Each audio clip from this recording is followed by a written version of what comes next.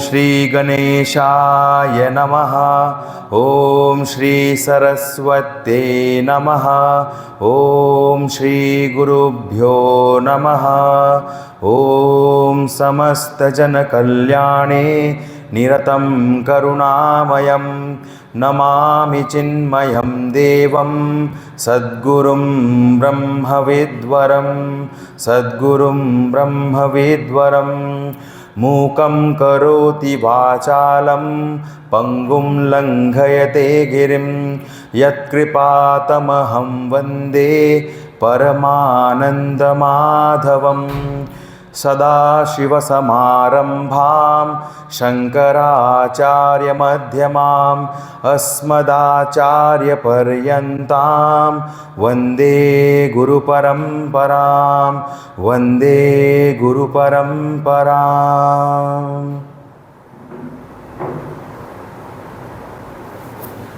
हरिओम। हम भगवान का नाम संकीर्तन करेंगे। श्री राम जय जय राम ओम। श्री राम जय जय राम ओम। श्री राम जय जय राम ओम। श्री राम जय जय राम ओम।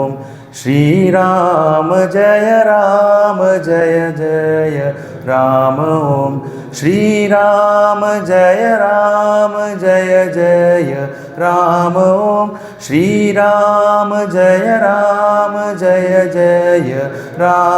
श्री राम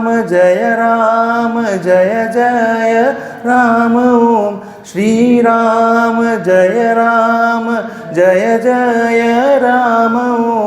श्री राम जय जय राम ओम। श्री राम जय जय राम ओम। श्री राम जय जय राम ओम। श्री राम जय जय राम ओम। श्री राम जय जय राम ओम। जय जय राम ओम। जय जय राम ओम। जय जय राम ओम। सियावर रामचंद्र की जय। पवन सुत हनुमान की जय। श्री सद्गुरुनाथ महाराज की जय।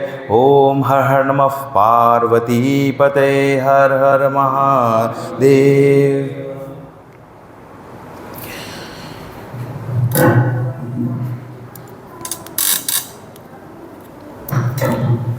हरिओम। आज के 5वें श्रवण साधना का हम शुभ आरंभ करते हैं। उससे पहले हम सभी भगवान को, इस गुरु परंपरा, उसमें हमारे गुरुदेव हैं तो पवन महाराज जी हैं और सभी जो ऋषि परंपरा, उन सभी को हम प्रणाम करते हुए आज इस सत्र का शुरुआत करते हैं। तो हमने पिछले श्रवण साधना में हमने देखा कि किस प्रकार से जो है मणि जो है कि हाँ, ये संपूर्ण जो कामनाएं हैं, जितने भी कामनाएं हैं, उसको क्या किया, जो बुद्धिमान व्यक्ति है, मनीषिनी है, उसने क्या किया, उसे त्यागा। शास्त्रीय जितने भी जो दार्शनिक भेद है अनेक प्रकार के, उन सबको भी त्यागा। और उसको त्यागा किस प्रकार से, तो वैराग्य से। वैराग्य कैसे आया, विवेक से। और वही विवेक के माध्यम से अपने जो है स्थिति, अपने आत्मा में स्थिति करने का वो प्रयास करें। तो स्थित प्रज्ञा जो है प्रज्ञा जो है उसके बहुत से जो है उसके लक्षण हमने देखे थे अलग अलग प्रकार के। तो उसमें थे लाभ और हानि है, उसमें भी उसे कोई फर्क नहीं पड़ता। फिर जो है अपने आप में ही संतुष्ट रहता है, तृप्त रहता है, उसमें जो संतोष है वो नित्य रूप से रहता है और अमृत रस का जो है आनंद उठाता है। तो और साथ ही साथ इस आनंद को अनुभव करते करते वो बाह्य जगत में सभी जगत को जो है भगवान स्वरूप या ब्रह्म स्वरूप जो है दर्शन करता है। तो और साथ ही साथ जो जगत है उसको, उसमें जो जगत रूपी जो दृष्टि है उस अनात्मा को उसी को अनात्मा कहते हैं। उसी चीज़ को क्या किया, उसमें अलम बुद्धि आ चुकी है। तो अलम बुद्धि होने के कारण तृष्णा नहीं है किसी भी प्रकार का। जो ऐष्णाएँ हैं, 3 प्रकार के जो ऐष्णाएँ होते हैं, पुत्र धन और जो लोक वासनाएं, जो लोक ऐष्णाएँ होते हैं, ये सभी क्या है, सभी के सभी क्षय हो गए हैं और उनमें बिल्कुल भी दिखता नहीं है। अब पिछले जो देखा हमने कि दुख और जो है दुख उत्पन्न हो रहा है मन में, लेकिन उससे क्या है, उद्विग्न नहीं हो रहे स्थिर जो है, और साथ ही साथ जो सुख है उसमें स्पृहा भी नहीं है। तो ये दोनों चीज़ें हैं। तो ये बहुत ही ऐसा लाना बहुत कठिन होता है और वह स्थित प्रज्ञा जो है उसमें है, देखने को मिलता है। ना उसमें क्रोध है, ना भय है, ना भय या फिर राग है, किसी प्रकार का राग द्वेष, इन सब चीज़ों से वो अलिप्त हो चुका है। फिर पिछले श्लोक में हमने देखा किस प्रकार से वो कछुआ जो है वो कैसे अपने अंगों को समेट लेता है, मतलब इंद्रिया मन बुद्धि सभी को वो समेट लेता है, उपरति कर लेता है, खींच लेता है। वैसे ही जो है ये भी सिद्ध प्रज्ञा है, वो भी खींच लेता है, उपरति कर लेता है। लेकिन अब ये उपरति कैसे करता है, तो विवेक और वैराग्य से। लेकिन इसमें एक प्रश्न ये आ गया कि जो स्वाद है, जो रस है, अंदर तो अभी भी वो है। यानी कि ये जो क्षेत्र है वो वासनाओं के स्तर से बता रहे हैं कि वासना तो अंदर अभी भी है। भले हमारा जो इंद्रिय है वो बाहर की ओर विचरण नहीं कर रहा, लेकिन रस तो अभी भी अंदर है। जैसे ही हमें कुछ दिख जाए, जैसे ही हमें कुछ वस्तु सामने से आ जाए कहीं से, या हमारे मन में प्रकट हो जाए, ये चीज़ें हमारे, तो यही जो है इसी को बता रहे हैं कि इसकी निवृत्ति जो है, वो स्वाद जो है, रस जो है, उसका निवृत्ति अभी तक नहीं हुआ है। तो उसी के लिए जो है श्लोक नंबर 59, विषया विनिवर्तन्ते निराहारस्य देहिनः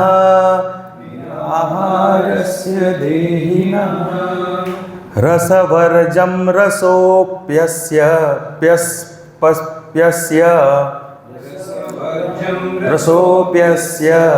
परम दृष्ट्वा निवर्तते। हाँ, तो यहाँ पे बताया कि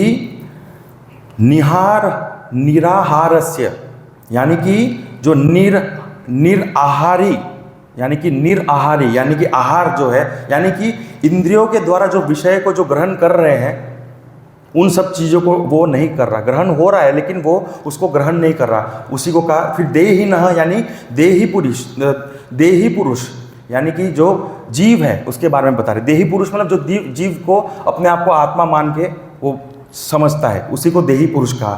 तो वो क्या है, ऐसा जो निराहारी देही पुरुष है वो क्या करता है, विषया निवर्तन्ते, यानी कि उस विषय को से निवृत्त हो चुका है, दूर हो चुका है, यानी कि ऐसा वो निवृत्त हो चुका है। लेकिन उसके अंदर क्या है, रसवर्जम रसोप्ययस्य, हाँ, जो है उसके प्रति जो है राग जो है, मतलब कि जो विषय है उसके प्रति जो राग है, यानी कि द्वेष भी है साथ में। हम जब राग बोलते तो हमको ये भी समझना है द्वेष भी है। तो वो क्या है, वो गया नहीं है। तो वो गया नहीं है परम तत्व को। तो इसका निवारण कैसे होगा, परम तत्व को देखने पर ही पुरुष का जो है राग क्या होगा, परमानेंटली निवृत्त हो सकता है, उससे पहले नहीं हो सकता। इसलिए कहा परम दृष्ट्वा निवर्तते। परम जो है यानी कि जो परम तत्व है उसको दृष्ट्वा यानी कि उसी को देख के, उसको अनुभव करके ही ये परमानेंटली ये राग जो है इसका निवृत्ति हो सकता है, वरना नहीं हो सकता। तो ये एक क्या है, वार्निंग दिया गया है। किसके लिए है, साधक के लिए है। जो बहुत साधनाएं कर रहा है वो ज्ञानी है, लेकिन साधनाएं बहुत कर रहा है, लेकिन वो उसका जो वासनाएं हैं उस पर उसने अभी तक विजय नहीं प्राप्त किया। जो यानी कि वासनाएं क्या है, तो कहते हैं सीड के रूपी जो वासनाएं हमारे अंतःकरण में जो है, चित्त कहते हैं उसे, चित्त यानी कि चित्त यानी कि जहाँ पे सबकॉन्शियस माइंड कहे, संचित कर्मा कहे, अनुभव है, जो हमारे बहुत सारे प्रेजेंट जो हमारे पास्ट एक्सपीरियंसेस है, इम्प्रेशंस है, वो सभी जो उसमें वासनाओं रूपी वो है। तो इसमें कहा है कि आने वाले जो 10 श्लोक हम देखने वाले हैं, यहाँ से जो शुरू हो गया, वो सारे के सारे किसके रिलेशन में है, सेंस, यानी कि सेंस है ना, सेंस ऑर्गन पे संयम के ऊपर ही पूरे के पूरे जो श्लोक आने वाले उसी के बारे में बताया। The importance of sense, control of the sense organs, ये जो है इसमें पूरा बताया। तो यहाँ हम देखते हैं कि यहाँ उपरति हो गई है, जो पिछले श्लोक में देखा उपरति हो गई है, लेकिन ये उपरति और भी प्रकार से हो सकता है। कैसे? राग द्वेष जो है, यानी कि रोग है, किसी रोग के कारण, व्रत के कारण, तप के कारण बहुत ही गहरा तपस्या कर रहे हैं और उस कारण से मतलब संयम कर रहे हैं, लेकिन ये सारी चीज़ें करते हुए भी, या फिर दुख आ गया हो, गहरा दुख आ गया हो, तो ये सारी चीज़ें जब हो जाती हैं, या कोई किसी का डेथ हो जाता है, तो देखते हैं अक्सर सारा का सारा वैराग्य आ जाता है, अपने आप भूख प्यास मिट जाती है, भोजन नहीं करते, ये सारी चीज़ें होती हैं। तो ये ऐसा लग रहा है कि वैराग्य आ गया है, उपरति हो गया है, लेकिन सही रूप में अगर देखें तो ये जो है नहीं हुआ, ये अव्यक्त हो गया है। अव्यक्त यानी कि ये जिस प्रकार से सृष्टि जो है लय में चले जाती है, वैसे ही हमारे वासनाएं जो हैं वो लय में चली जाती है, और लय में चले जाने के कारण हमें ऐसा लगता है कि हमारे अंदर तो हम तो निर्वासना हो गए हैं, हमारे अंदर कोई वासना ही नहीं है। तो ये जो अव्यक्त रूप में है वो असल में राग द्वेष अभी भी अंदर है, उसकी निवृत्ति नहीं हुई है। तो यहाँ पे इसीलिए कहा कि योगी जो है इंद्रिय संयम जो है वो करता रहता है, हाँ, और लेकिन जैसे ही जो है योगी बहुत प्रयास करता है, लेकिन वो संयम करने का प्रयास करने के बावजूद भी वो फंसता जाता है। अब यहाँ पे अर्जुन जो है उनके साथ ऐसा है, मन में एक शंका उठी कि ये जो इंद्रिया संयम जो है हम कर रहे हैं, स्थित प्रज्ञा जो है उसमें इंद्रिया संयम उसने कर लिया है, तो यानी कि जब कभी कोई प्रलोभन आ जाए, किसी प्रकार का कोई प्रलोभन आ जाए, तो उसका भी जो है जो संयम है वो टूट जाएगा।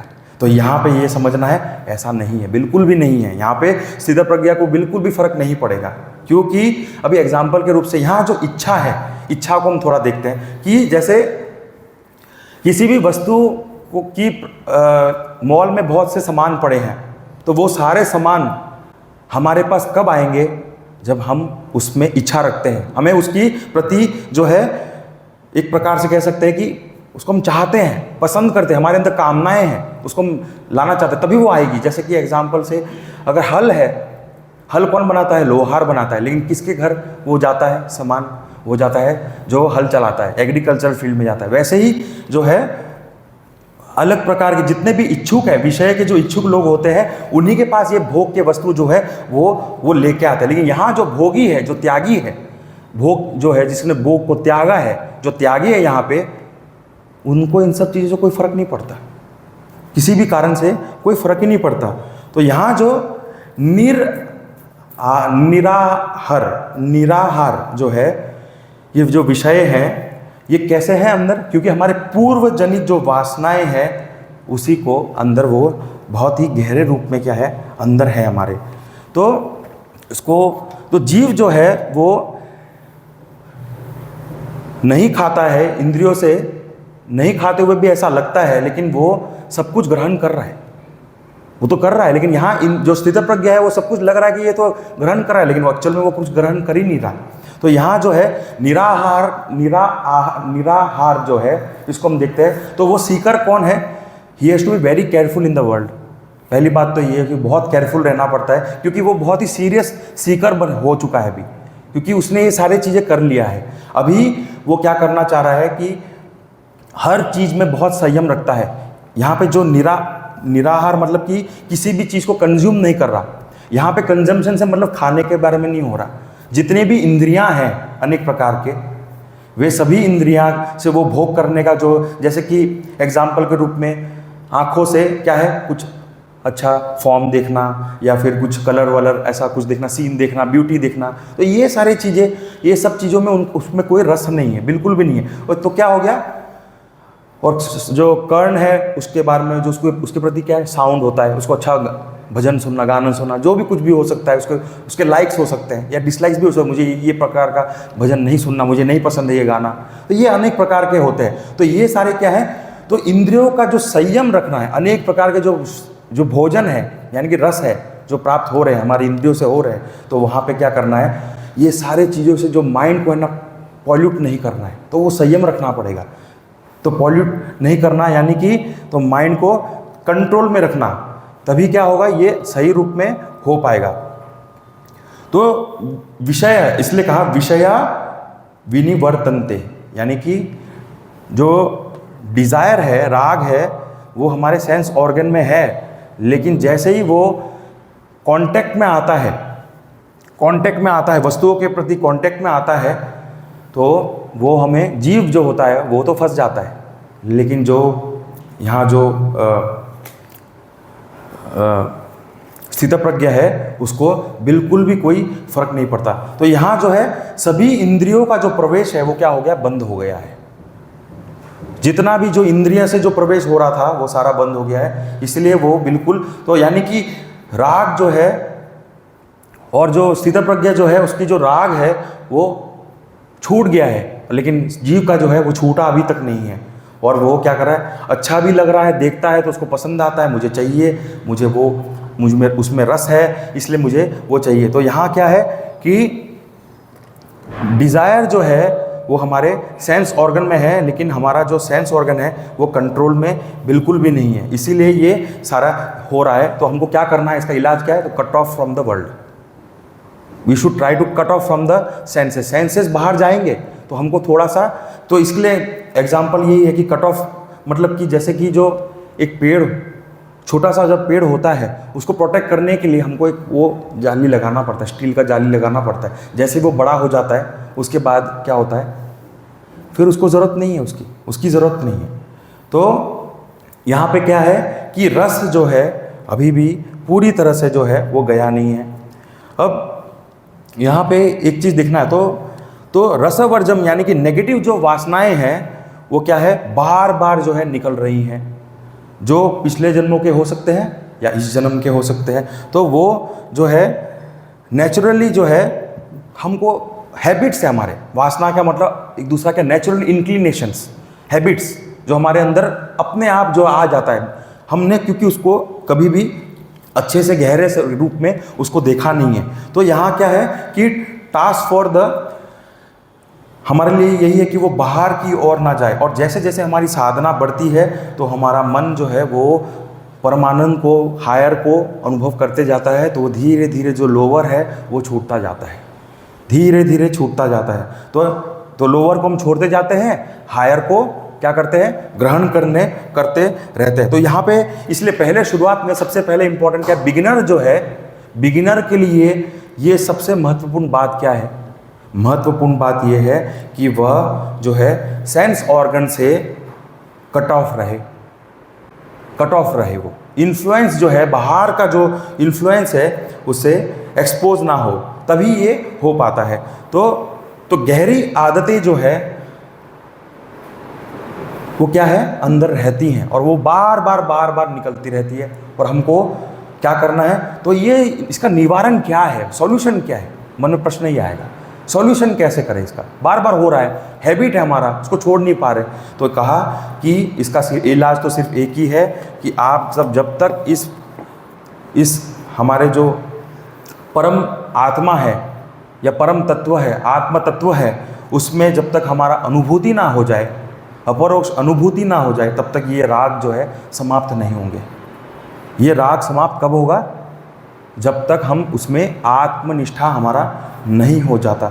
और जब ये आत्मनिष्ठा होगा तभी ये जितने भी जो बीज है, जो यानी वासनाएं हैं, वो भुन जाएंगे। यानी कि किसी भी प्रकार से अगर देखें तो जो वासनाएं हैं, जैसे कि एग्जाम्पल, किसी भी चीज़ को अगर हम रोस्ट कर लें तो फिर उसमें वापस से वो पेड़ बनने की जो क्षमता है वो उसमें रहती नहीं है।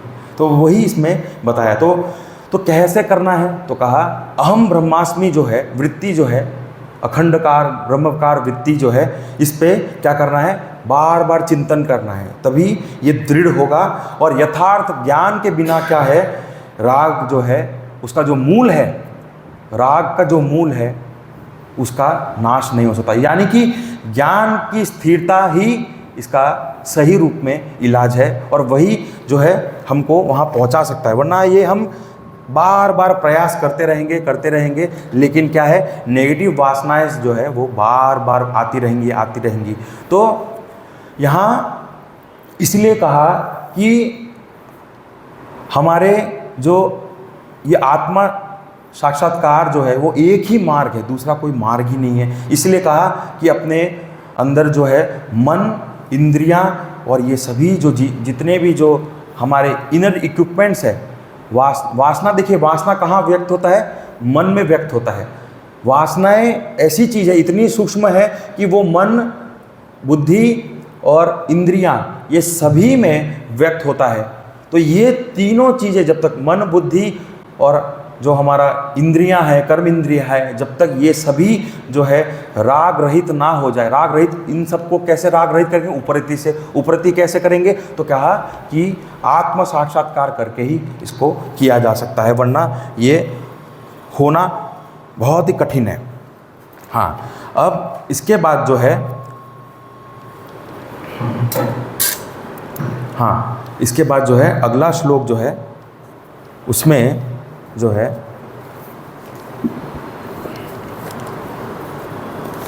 हाँ, अगला श्लोक से पहले एक और थोड़ा हम देखेंगे कि ये एक महत्वपूर्ण बात है कि ये कैसे हो सकता है। आत्म अनुभूति जो है, आत्म अनुभूति हम करने का प्रयास कर रहे हैं, तो कहते हैं कि आत्म अनुभूति से राग द्वेष कैसे चला जाएगा। तो इसका एग्जाम्पल है, गुरुदेव बड़ा अच्छा कहते हैं कि कभी भी किसी भी अवस्था में हम यहाँ, जैसे हम जागृत में हैं तो हम स्वप्न का हमारा अनुभव नहीं है, स्वप्न का अनुभव है तो जागृत का अनुभव नहीं है। स्वप्न देख रहे हैं तो उसमें हम एक जगत को देख रहे हैं, अपने एक सृष्टि बनाए हैं, हम उसको देख रहे हैं, हम उसमें बहुत रिच है, बहुत अमीर है। हाँ, लेकिन हम जब जागृत होते तो हमें पता चलता है हम तो गरीब है। तो इससे ये पता चलता है कि जब मैं स्वप्न देख रहा था तो मैं अमीर था, मुझे पता ही नहीं चला कि मैं गरीब था, लेकिन जैसे ही मैं जागा तो मुझे पता चला मैं तो गरीब हूँ।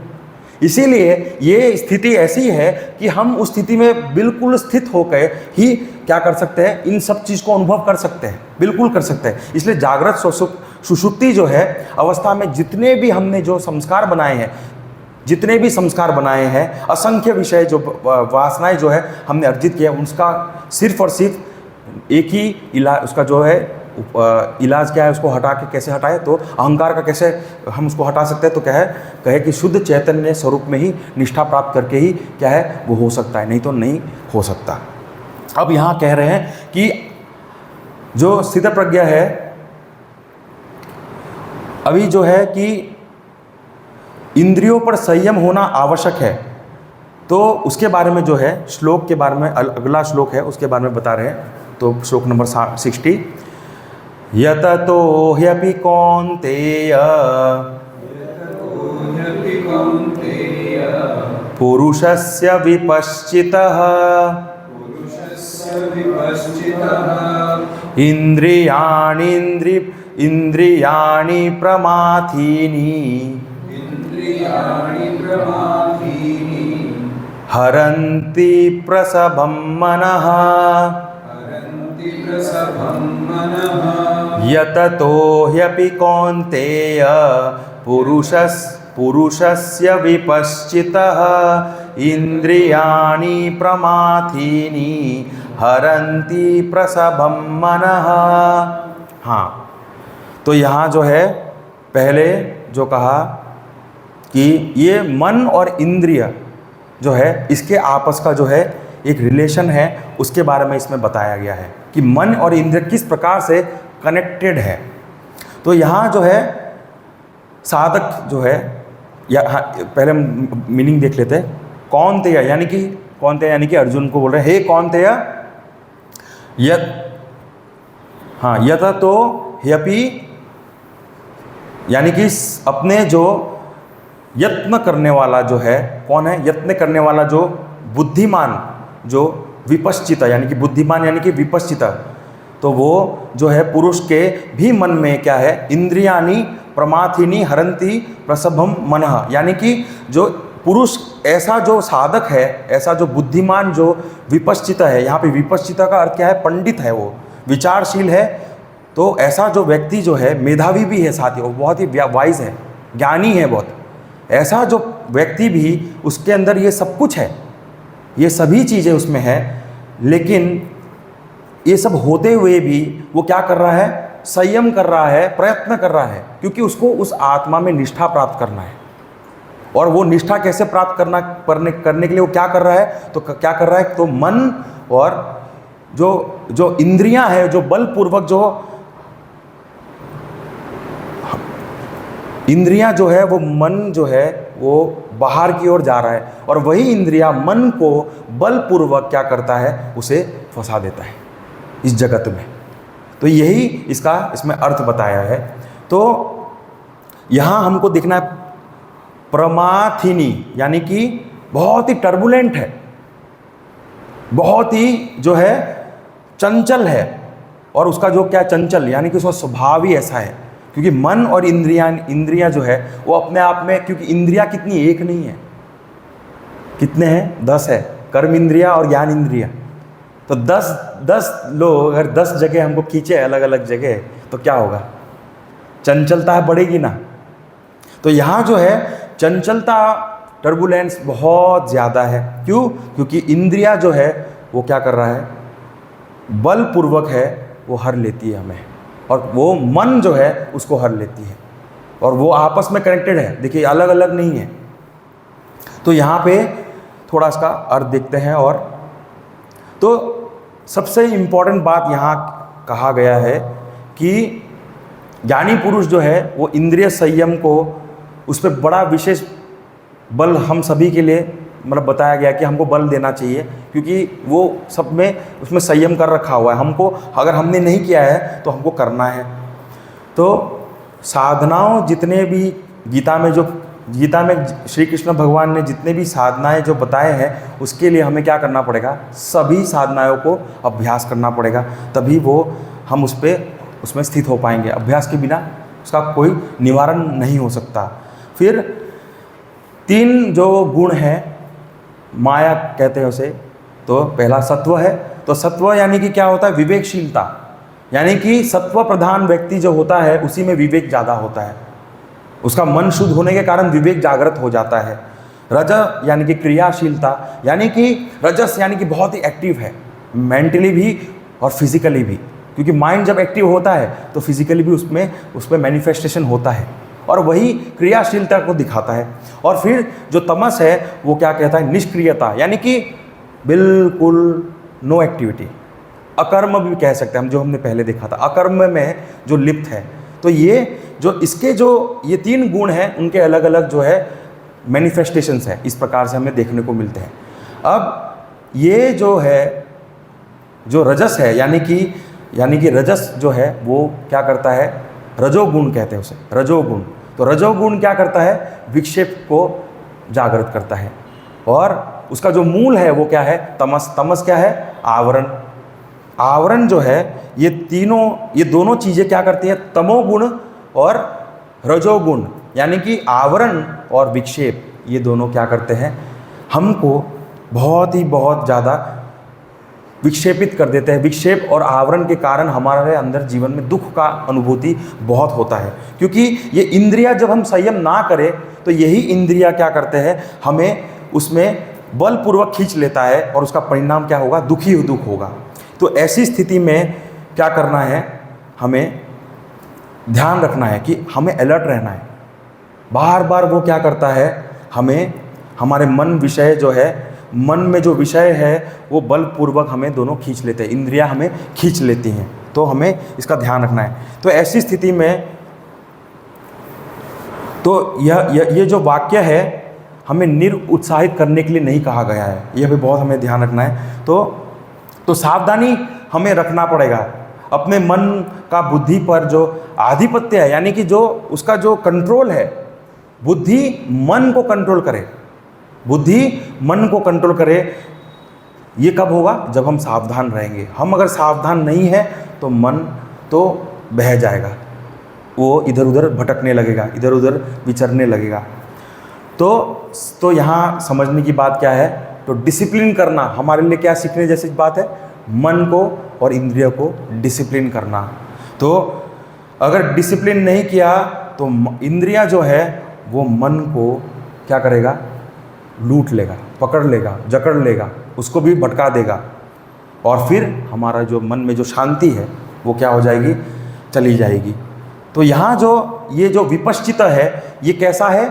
तो उसने सभी प्रकार के जो अध्ययन कर चुका है, स्क्रिप्चर्स का पढ़ाई कर लिया है, लॉजिकली उसने एनालिसिस भी कर लिया है और कन्विंस्ड भी हो गया है। उसको एनालिसिस करने के बाद समझ भी लिया है, उसको समझ भी लिया है और कन्विंस भी हो गया है, यानी श्रद्धा भी है, इसमें श्रद्धा भी है। और सब कुछ समझने के बाद अब वो क्या कर रहा है? बहुत प्रयास कर रहा है, साधनाएं कर रहा है, मन को संयम कर रहा है। अब यहाँ पे ये हमें समझना है कि यहाँ पे ये लेजी नहीं है, ये तमस में नहीं है, तामसिकता नहीं है इसमें ये क्या है? बहुत प्रयास कर रहा है, कोशिश करते जा रहा है। तो जितने भी वो साधनाएं कर रहा है, लेकिन क्या होता है? क्योंकि मन जो है, इंद्रियां जो है डिसिप्लिन में नहीं है, तो वो वहां से गिर जाता है, धीरे धीरे गिरता रहता है। क्यों? क्योंकि संयम खो देता है। तो यहाँ संयम यानी कि प्रैक्टिसिंग, जो यहाँ पे दम के बारे में बताया, दम और क्षमा दोनों चीज़ें के बारे में बताया गया है। वेदांत तत्वबोध में हम देखते हैं दम और क्षमा दोनों चीज़ों के बारे में बताया है। तो ये जो बार बार इस प्रकार से करता रहता है, तभी वो शांति को क्या है? प्राप्त कर सकता है। और जब वो शांति को प्राप्त कर पाएगा, शांति जब वो रहेगा, शांत मन रहेगा, तभी क्या होगा? वो कुछ कंटेम्पलेट विचार कर पाएगा, इस ज्ञान का विचार कर पाएगा, और तभी वो पॉसिबल है, वरना बहुत कठिन है। इसीलिए कहा है कि दुनिया से हमें एक्सपोज जो हम हो जाते हैं बार बार, हमारी इंद्रियां जो कंट्रोल किसी भी वस्तु के प्रति, परिस्थिति के प्रति या किसी चीज़ के प्रति, हाँ, तो ये या तो कोई भी वस्तु जो है वो हमें या तो क्या करता है? हमको या तो एलिवेट करेगा या हमें गिराएगा, हमारे मन को पॉल्यूट करेगा, दो ही चीज़ करता है। तो हमको बहुत अवेयरनेस के साथ अवेयर रहना है और बहुत ही चूज़ी भी रहना है। और ये चूज़ी कैसे होगा? हम चॉइस कैसे बनाएंगे? जब हमको बिल्कुल अच्छे से गहरे से समझ में आए। गहरा जब समझ होगा कब? यानी कि मन, बुद्धि, ये सारे चीज़ें जब बिल्कुल शांत होता है तभी कुछ किया जा सकता है। और ये सभी चीज़ें जब उसकी निगरानी में हो, आत्मा की निगरानी में हो, तभी ये सभी चीज़ें हमें दिखती हैं। नहीं तो हम मन के साथ जुड़ जाए तो बुद्धि हमारे को परेशान करना शुरू कर देता है, इंद्रिय के साथ जुड़ जाता है तो मन परेशान करना शुरू कर देता है, और बुद्धि भी उसके साथ जुड़ जाता है और उसको क्या करता है? बढ़ा देता है कार्य को, और हम और गहरा फंस जाते हैं। निकले कैसे? इसलिए वासनाएं जो है बहुत ही स्ट्रांग होती है। तो यहाँ सेंसेस को क्या करना है? कंट्रोल करना है। अपने टीवी, इंटरनेट जो हम देखते हैं, बुक्स देखते हैं, हम पढ़ते हैं, उन सब का भी हमें सिलेक्शन प्रॉपर होना चाहिए। क्या हम पढ़ रहे हैं, क्या हम देख रहे हैं, ये सब का जो है हमारे ऊपर इम्पैक्ट रहता है। और हम अगर इस प्रकार से डिस्क्रिमिनेशन ना कर पाए, और हमारे अंदर डिस्क्रिमिनेशन कब होता है? जब अलर्टनेस होता है। तो अलर्टनेस के साथ डिस्क्रिमिनेटिव पावर दोनों साथ में जब होता है, तभी क्या है? हम इस पथ पे आगे बढ़ सकते हैं।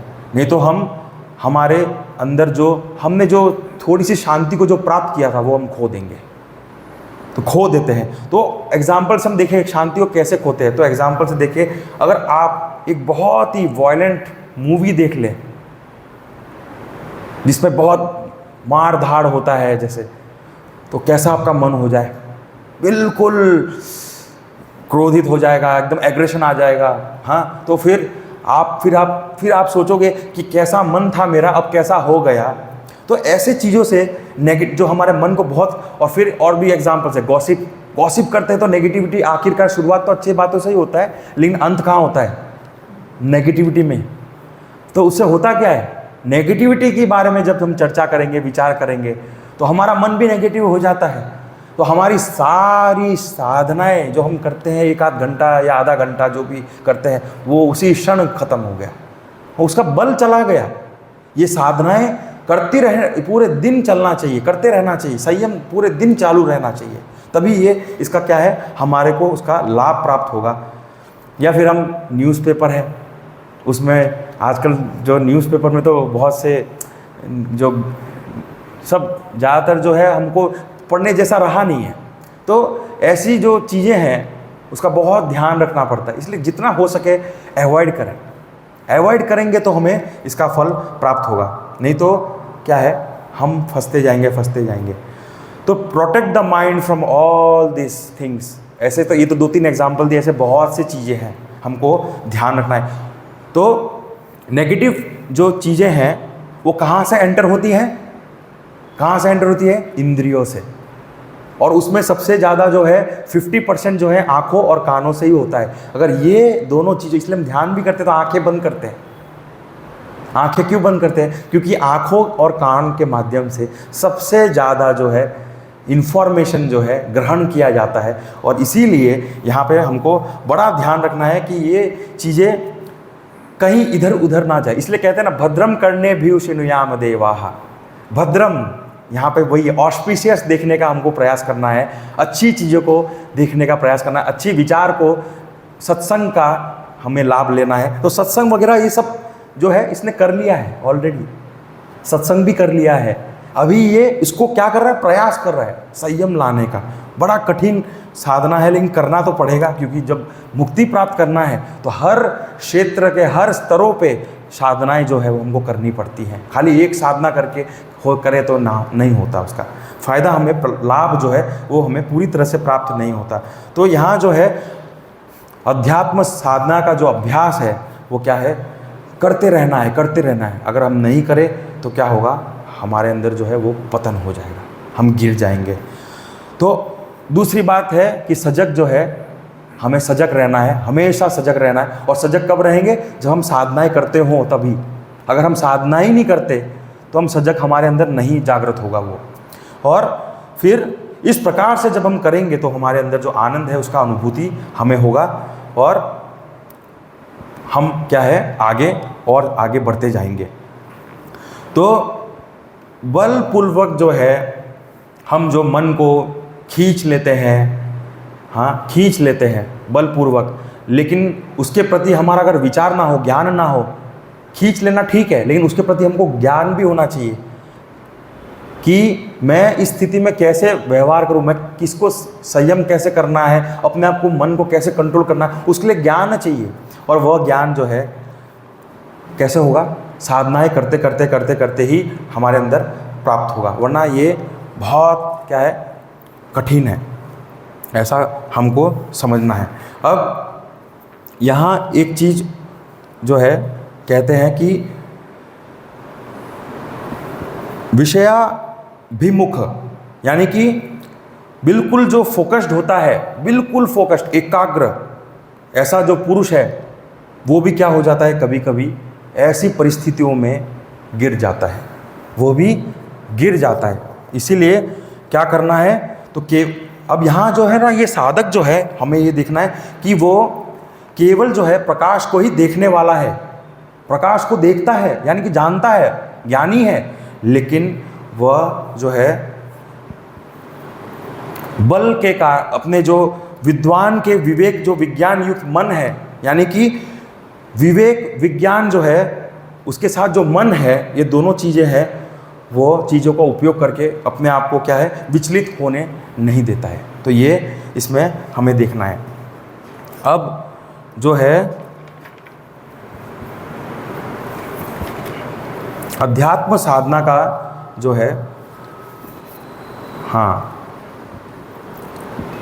तो ये तो इंद्रियां जो मन को मार्ग से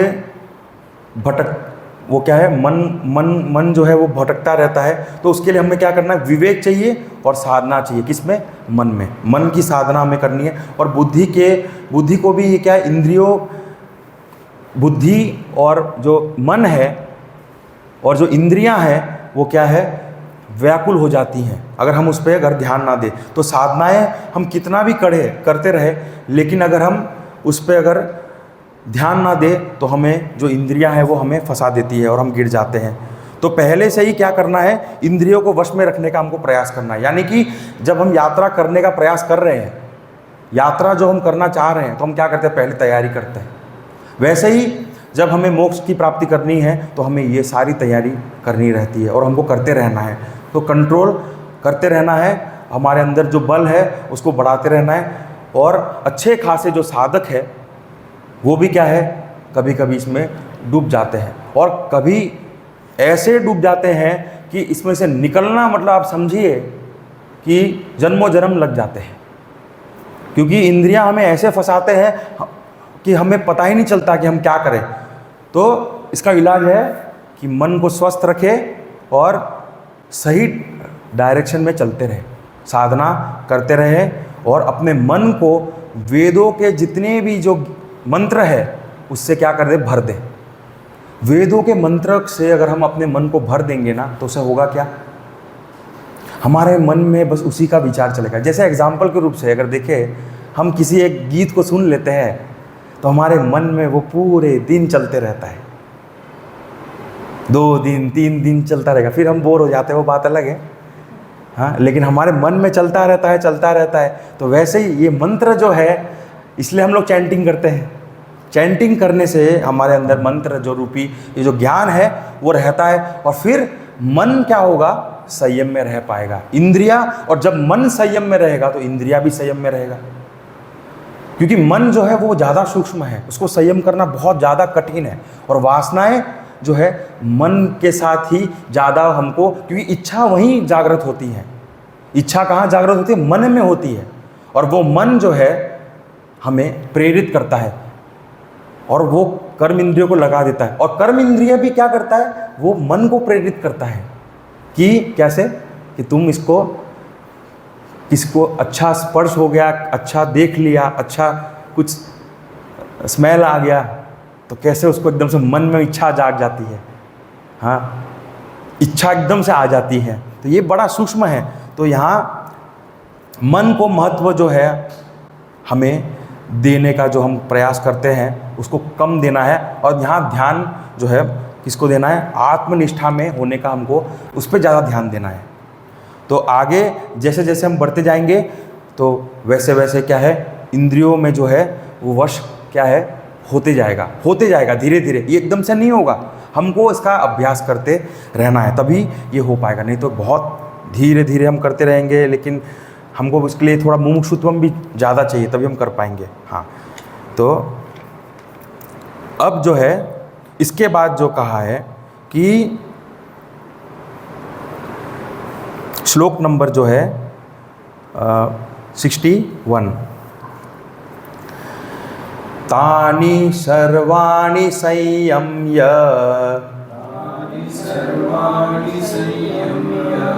युक्त आसीत मत्परः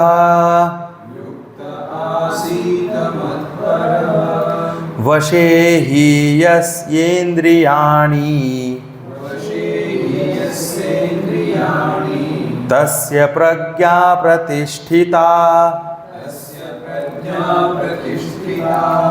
साथ में बोलेंगे, तानि सर्वाणि संयम्य युक्त आसीत मत्परः वशे हि यस्येन्द्रियाणि तस्य प्रज्ञा प्रतिष्ठिता। हाँ, तो यहाँ तानि सर्वाणि संयम्य, यानी कि सब जो है इंद्रियां जो है वो क्या है, संयम में है। कौन कैसे किया, तो कहा युक्त आसीत मत्परः, यानी कि अपने युक्त, ये जो शब्द है युक्त शब्द जो है यानी कि समाहित चित्त, यानी वासनाएं के बारे में चर्चा हो रही। चित्त जब बोलते तो हमको समझना है वासना, जो वासना, ओम के बाद वासना आता है, तो वो समाहित, यानी कि वो चित्त क्या है, समाहित हो चुका है। फिर कहा मत्परः आसीत, यानी कि मत्परः यानी कि डिवोटेड टू मी। कौन यहाँ मी कौन है, भगवान, कृष्ण भगवान। मतलब कि भगवान में समर्पण, डिवोशन हो, सिर्फ और सिर्फ वही लक्ष्य है जीवन का। क्या लक्ष्य है? भगवान ही है, सुप्रीम गोल ऑफ लाइफ भगवान हो, ऐसा स्थिति, यानी कि अनन्य भक्ति। अनन्य भक्ति ही एक लक्ष्य है, बाकी क्या है? कोई लक्ष्य नहीं है। तो यहाँ पे मत पर बताया, तो यानी कि उसने क्या कर लिया है? सब इंद्रियों को संयमित कर लिया है।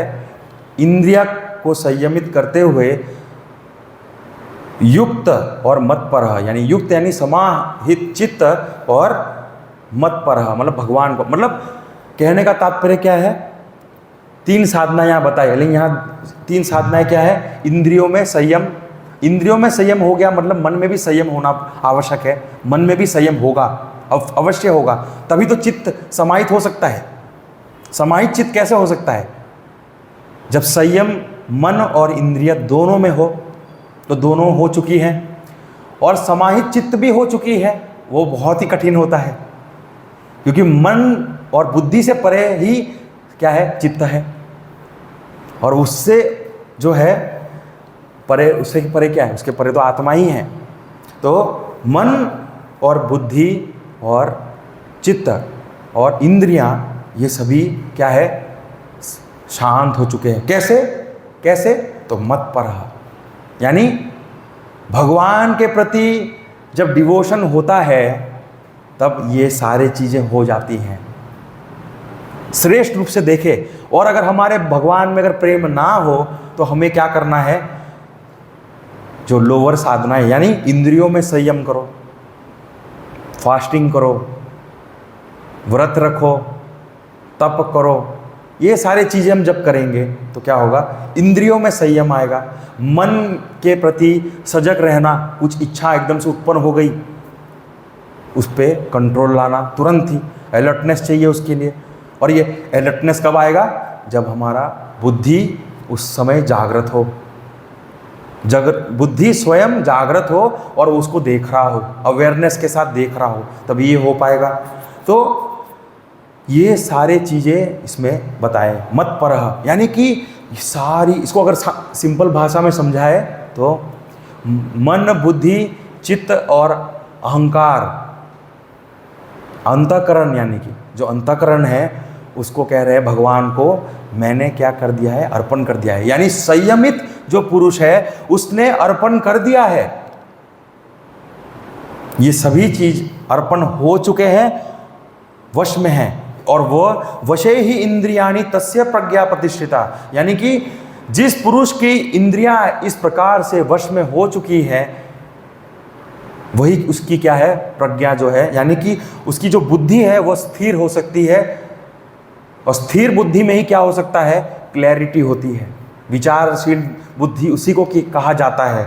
यानी अगर बुद्धि शांत ना हो, प्रतिष्ठित ना हो, तो उसमें क्या हो सकता है? यहाँ जो है प्रज्ञा प्रतिष्ठित हो गई, मतलब प्रज्ञा जब प्रतिष्ठित, यानी बुद्धि जब प्रतिष्ठित हो जाए, शांत हो जाए, तभी क्या होता है? उसकी जो है अनुभूति भगवान की हो जाती है, और आत्मचिंतन के लिए हम तैयार हो जाते हैं यहाँ पे। तो सर्वाणी, यानी कि यहाँ पे जो है सब इंद्रियां, ये बड़ा इंपॉर्टेंट शब्द है। ऐसा नहीं एक ही इंद्रियों को संयम कर रखे हैं, दूसरी इंद्रियां हमें परेशान करने लगे, वो ऐसा ही चलता है। एक को रोकने का, जैसे वो मटका होता है ना, एक मटके में अगर 10 छेद हो, वो 10 छेद क्या है? हमारे कर्म इंद्रिया और ज्ञान इंद्रिया। पानी बह रहा है, सब एक को बंद करते हैं तो दूसरे से पानी निकल रहा है, तीसरे को 10 के 10 उंगली डालने पड़ेंगे, तब वो संयम होता है, नहीं तो संयम ही नहीं होगा। तो संयम करेगा कौन? मैं तो सर्वव्यापी हूँ नहीं, मैं तो सब जगह वहाँ उपस्थित नहीं हूँ, तो सर्वव्यापी है कौन? भगवान। भगवान ही इन सभी छेदों को बंद कर सकते हैं, और उनके साथ आप जुड़ जाओ तो वो बंद करके आपको देंगे। आपको करने की भी जरूरत नहीं, आप बस उनसे जुड़े रहो, मत पर, बस उन्हीं के प्रति आपकी जो है डिवोशन परमानेंट हो जाए, चलता रहे नित्य रूप से, तभी ये हो पाएगा। तो यहाँ जो है पतन का जो है मूल कारण जो है वो बताया गया है, क्या है? इंद्रियां, शुरुआत वहीं से होती है, इंद्रियों से शुरू होती है और वो धीरे धीरे एक एक इनर इक्विपमेंट्स को साथ में, क्योंकि कनेक्शन है सबका, अलग अलग तो है नहीं, सब एक से एक जुड़े हुए हैं, कनेक्टेड है, और एक को एक सबको लेते हुए फिर सब साथ में आ जाते हो, और जब सब साथ में आ जाए उसी को क्या कहते हैं? रावण कहते हैं। और अहंकार वही है, अहंकार सबको साथ में लेके आता है और आपके साथ, और उसको नाश कौन कर सकता है? शिव राम जी कर सकते हैं। रावण का नाश कौन कर सकता है? रावण का नाश कौन कर सकता है? शिव राम जी ही कर सकते हैं, उन्हीं का नाम से ही हो सकता है। तो ये पूर्णत्व प्राप्ति के लिए इंद्रियां जो है और विषयों में के अनियंत्रित और उन्मुख विचरण जो हो रहा है बार बार उस पर हमें बार हमें ध्यान रखना है, सजग रहना है, और ये सजगता हमें प्रैक्टिस करते रहना है। और एक चीज़ हमें ये भी देखना है कि ये वासनाओं को हम देखेंगे कि यहाँ पे क्या दमन करने को कह रहे हैं। तो जो मनोवैज्ञानिक लोग हैं, जर्मनी के एक नाम है सिगमंड फ्रायड जो है, उनके आधार पर अगर देखें तो वो कहते हैं कि वासनाओं को कभी भी क्या करना चाहिए? उसको कभी भी दमन नहीं करना चाहिए। वो अप्राकृतिक है, इट इज़ अननेचुरल, बिकॉज उसका वो स्प्रिंग की तरह होता है, ऐसे दबाएंगे लेकिन वो फिर उछल जाएगा, प्रेशर कुकर की तरह होता है। तो वो भी बोल रहे हैं कि तो हमारे, लेकिन ऋषि मुनियों ने क्या कहा कि हम इंद्रियों को संयम कर रहे हैं और बहुत सा एनर्जी बचा रहे हैं। उस एनर्जी को हम क्या करेंगे? हमारे मन, हमारी बुद्धि में जो परिपक्वता, जो ज्ञान आ चुका है, उसकी ओर मोड़ेंगे, भगवान की ओर मोड़ेंगे उसी को, क्योंकि वो सभी को कंट्रोल करते हैं। तो यहाँ इसी को बताया कि दमन जो है, दमन करना वैसे भी हमारे शास्त्र में ही बताया कि दमन नहीं करना चाहिए, लेकिन उसका उपदेश दमन करना नहीं है, वहाँ तक सीमित नहीं हो जाना, वहीं तक रुक नहीं जाना। दमन तो हमें करना क्या है? तो उसको सही रूप से एक उत्कृष्ट जो इच्छा है उसके प्रति हम अगर उसका हमारे लक्ष्य हो जाए, जैसे हम किसी चीज़ को प्राप्त करना चाह रहे हैं, जैसे कि सब कुछ हम इंद्रियों को कंट्रोल कर रहे हैं, क्यों कर रहे हैं? हमारा जो एनर्जी है वो वेस्ट ना हो। अब हमने एनर्जी बचा लिया, अब एनर्जी बचा के हम एकाग्र होना चाहते हैं, इस एनर्जी के बल पे ही हम एकाग्र होके उस भगवान का चिंतन कर सकते हैं। और सभी जो हमारे मन बुद्धि के जितने भी अंग है, जो हमारे, जो कह सकते हैं कि बिल्कुल अनएक्सप्लोर्ड है, अनकॉन्शियस है, उसके बारे में हम, वे सभी एक्सप्लोरेशन होंगे। कैसे होंगे? जब उसके वो एनर्जी तो चाहिए ना, गाड़ी को ट्रैवल करना है तो कैसे करना पड़ेगा? कुछ उसके प्रति एनर्जी तो चाहिए, पेट्रोल तो चाहिए। वैसे ही हमारे अंदर जो है उस इच्छा को क्या करना है? लाने का प्रयास करना है। हायर उपासना इसी को बोलते हैं कि निचली जो लोअर चीज़ें हैं उसको छोड़ के हायर का विचार करना ही क्या है? वही लक्ष्य होता है और वही हमें करना है। तो वो हमें ये सारी चीज़ें किन्होंने बताया? तो बताया उन्होंने, ऋषि मुनियों ने, हमारे परंपरा में है, उन्होंने ही बताया, और ये हमें करना चाहिए, हमें प्रयास करते रहना चाहिए। तो साधना की में दो चीज़ों का हमें बहुत ही ज़्यादा ध्यान रखना होता है। कोई भी हम साधना करते तो दो चीज़ का हमें ध्यान रखना है। वो क्या है? पहला होता है कि हमें क्या करना है और हमें क्या नहीं करना है, दोनों चीज़ों का हमें ध्यान रखना है। तो हमने पहले देख लिया, लास्ट श्लोक में हमने देख लिया क्या नहीं करना है। हमें विचरण करते हुए इस इंद्रियों को क्या करना है? संयम में रखना है, ये हमको करना है। अब वो बाहर की ओर चला गया है तो हमें उसे रोकना है। मन भाग रहा है, उसे रोकना है। चंचलता है, उसे रोकना है। वासनाएं हैं, उसकी ओर भी हमें अलर्ट रहना है। ये सारी चीज़ें हमें बताया करने के लिए। और क्या चीज़ें नहीं करनी? जब वो हम फंस जाए तो हमें उससे निकलना है। फंस जाना, हम फंसते जा रहे हैं, ये हमें नहीं करना है। तो अलर्टनेस चाहिए। तो ये करेंगे ना, तभी क्या होगा? हम उस मत पर को प्राप्त कर पाएंगे। तो यहाँ पे एक और चीज़ हमें देखना है। तो ये पहला जो लाइन था उसमें जो है साधनाएं जो है वो बता दी गई हैं, और अभी जो है और साधनाएं भी बता रहे हैं। तो कहते हैं कि मन में जो वासनाएं हैं बहुत पुराने, जैसे कि कामुकता है, असंख्य जन्म जन्मांतरों वाला जो वासनाएं हैं, विषय भोग हमने किया है, जो हमने सब कुछ जो पशु से लेके हमने जितनी भी योनियों से गुजरते हुए हमारे जितने भी संस्कार है, वे सभी क्या है, आने लग जाते हैं। अब इतने सारे थॉट्स को आप एक एक करके विश्लेषण नहीं कर सकते।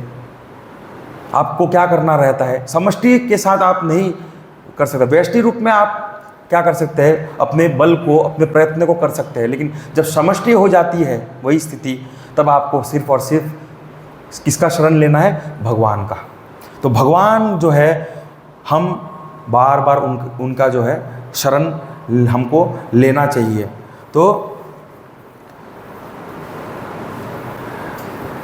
तो इसका इलाज एक ही है कि मन जो है वो सिर्फ और सिर्फ ध्यान की अवस्था में ही क्या है, उस परम शुद्ध चैतन्य को क्या कर सकता है, प्राप्त कर सकता है और स्थिर हो सकता है, उसी में ही स्थिर हो सकता है। तो अभ्यास क्या है, करते रहना है, और तभी हम क्या है, स्थितप्रज्ञ बन सकते हैं, नहीं तो बड़ा कठिन है।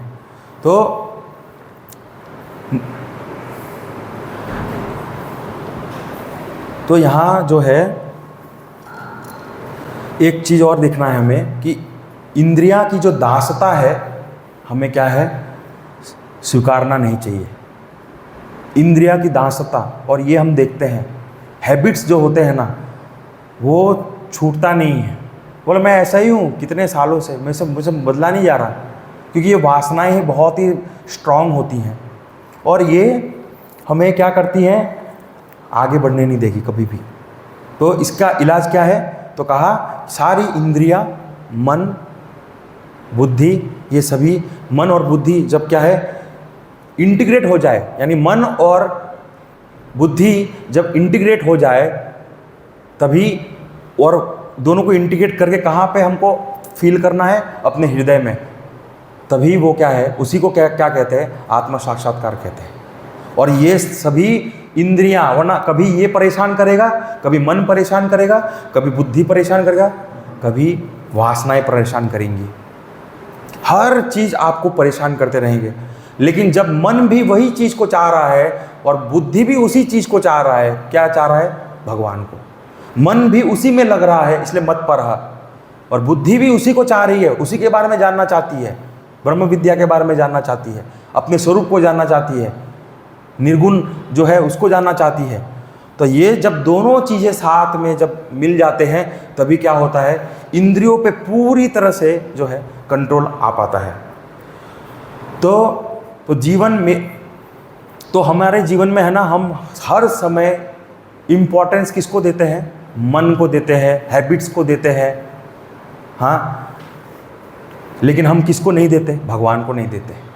तो हमको क्या करना है, उल्टा, जो हम कर रहे हैं ना उसका उल्टा करो, सिंपल सा है। जिसको ध्यान देना है, किस पे ध्यान देना है, तो भगवान पे ही ध्यान देना है। तो मेरा जीवन जो है उसमें श्रेष्ठ स्थान किसका हो, तो कहते हैं भगवान का होना चाहिए। बुद्धि में सबसे ज़्यादा जो महत्व मैं किसी को देता हूँ तो वो किसका हो, भगवान का, सिर्फ और सिर्फ भगवान ही हो।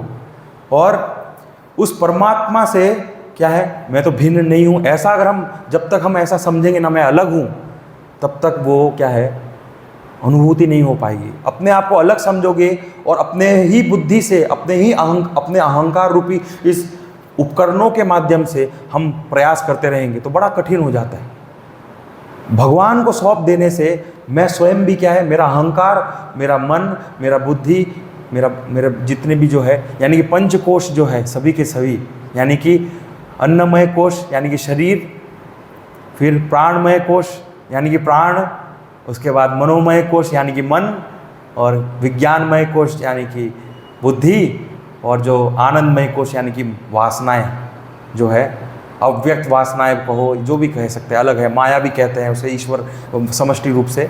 तो ये सारी चीज़ें जब तक हम, और साथ ही साथ मेन चीज़ तो क्या है, अहंकार, ये सब चीज़ हम जब तक भगवान को अर्पण ना करें तब तक क्या है, उस परमात्मा का जो अनुभूति है नहीं हो पाएगा। तो सब कुछ छोड़ते हुए मन को महत्व ना देना, मन को भी महत्व मत दो, सिर्फ और सिर्फ भगवान को महत्व दो और आगे बढ़ते रहना है। यही, इसी से क्या होगा, हम आगे बढ़ पाएंगे। तो जीवन में जो है वासना जो है उसको छोड़ते जाना है, छोड़ते जाना है, उसके प्रति सजग होते जाना है, उसको ज़्यादा एंटरटेन नहीं करना है, उसको साक्षी भाव से देखना है। तभी क्या होगा, ये वासनाएं जो है छूट पाती है। और ये कैसे होगा, अभ्यास से। तो अभ्यास करते रहना है। 24 घंटे हमारे पास है, उसमें से हम 1 घंटा साधना करते ही ऐसे नहीं होगा। हमको साधना जो है करते रहना है, करते रहना है, करते रहना है। कैसे करते रहना है, हाँ, निरंतर करते रहना है। मत पर, यानी भगवान के साथ कार्य करते करते भी जुड़े रहना है, सोते हुए भी जुड़े रहना है। जैसे कि विभीषण, विभीषण देखते हैं, विभीषण जी जैसे कैसे सोते भी है तो राम राम करते हुए, और उठते भी है तो पहला जो शब्द है वो भी क्या है, राम जी का ही निकलता है। तो मत पर, मतलब कंटिन्यूसली डिवोटेड, कंटिन्यूसली डिवोटेड होगा, तभी क्या होगा, ये प्राप्त हो पाएगा। तो इंद्रियों को, तो 3 चीज क्या है, इंद्रियों को रोककर समाहित चित्त कर कर। समाहित चित्त कैसे होगा, तो बार बार भगवान का स्मरण करते हुए ही समाहित चित्त, इसलिए चित्त का है, सब कुछ अर्पण करना है पड़ेगा, तभी क्या होगा, ये करते रहेंगे तभी हमको इसका फल जो है वो प्राप्त होगा।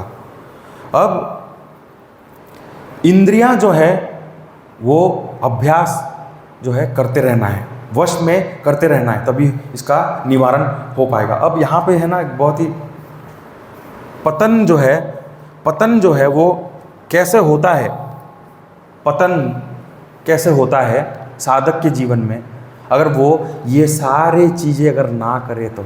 मत पर, हाँ, सही, इंद्रियां संयम नहीं है, मन में संयम नहीं है, वासनाओं में अलर्टनेस नहीं है, ये सारी चीज़ें अगर ना करे तो वो किस प्रकार से उसका पतन होता है, वो है उसके जो है अगले श्लोक में उसको बताया है, वो हम कल देखेंगे।